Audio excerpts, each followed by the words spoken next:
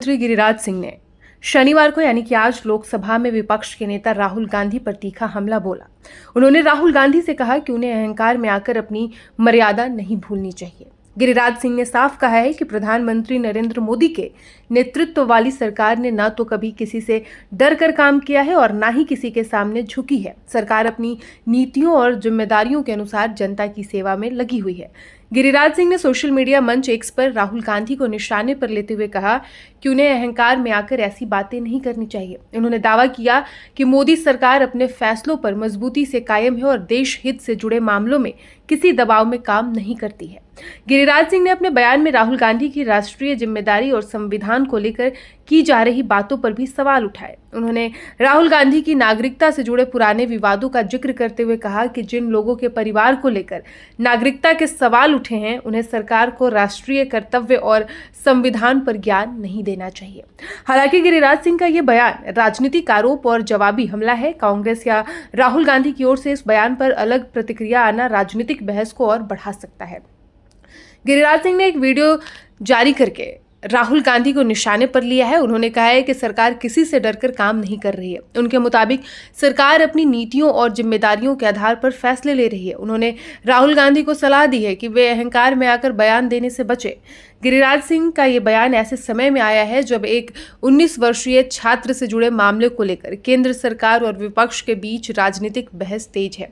आरोप है कि 20 जुलाई को संसद की ओर निकली एक रैली के दौरान छात्र को पैलेट गन से चोट लगी थी। इस घटना को लेकर राहुल गांधी ने छात्र के पक्ष में आवाज उठाई है।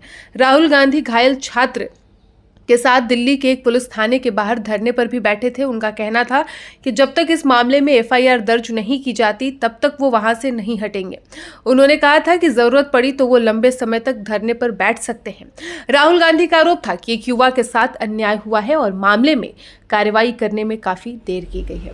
उन्होंने पुलिस और प्रशासन से इस मामले में जिम्मेदार लोगों के खिलाफ कार्रवाई करने की मांग की है। आपको बता दें कि छात्र की शिकायत के आधार पर दिल्ली पुलिस ने बाद में अज्ञात लोगों के खिलाफ एफआईआर दर्ज की। पुलिस ने जांच के दौरान मेडिकल रिपोर्ट और मामले से जुड़े दूसरे दस्तावेज भी जुटाए हैं। एफआईआर दर्ज होने के बाद राहुल गांधी ने इसे न्याय की दिशा में पहला कदम बताया है।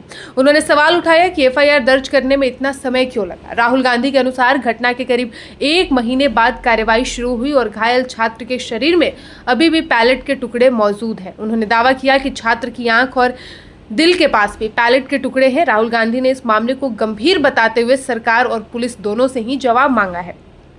इस पूरे मामले ने एक बार फिर से बीजेपी और कांग्रेस के बीच राजनीतिक टकराव बढ़ा दिया। एक तरफ राहुल गांधी सरकार और पुलिस की कार्यशैली पर सवाल उठा रहे हैं, तो वहीं दूसरी तरफ बीजेपी के नेता सरकार का बचाव करते हुए राहुल गांधी पर राजनीति करने और बयानबाजी करने का आरोप लगा रहे हैं। गिरिराज सिंह का ताजा बयान भी इसी राजनीतिक खींचतान का हिस्सा माना जा रहा है। उन्होंने मोदी सरकार को मजबूत और अपने फैसलों पर कायम रहने वाली सरकार बताया है। साथ ही राहुल गांधी को मर्यादा और जिम्मेदारी का ध्यान रखने की उन्होंने सलाह दी है। गिरिराज सिंह ने यह भी कहा है कि सरकार अपने काम और नीतियों के रास्ते पर आगे बढ़ रही है। उनके मुताबिक सरकार को न तो किसी से डरने की जरूरत है और न ही किसी के दबाव में आने की।